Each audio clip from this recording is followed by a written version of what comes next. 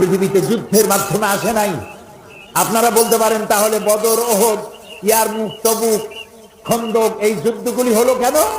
বিশ্বাস করুন, একটি যুদ্ধ রাসূলুল্লাহ নিজে শুরু করেন নাই। কোন যুদ্ধের আক্রমণকারী রাসূলুল্লাহ নিজে, এর একটি প্রমাণ পৃথিবী দিতে পারবে না। প্রত্যেকটি যুদ্ধ ছিল কাফের কর্তৃক আক্রমণ, আর রাসূলুল্লাহ ছিল ডিফেন্সিভ পজিশন।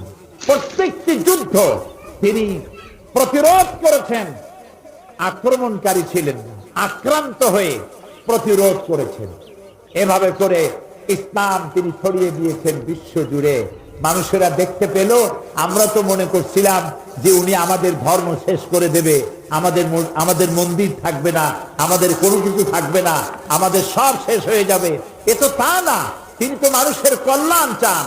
খাওয়া, পড়া, শিক্ষা, চিকিৎসা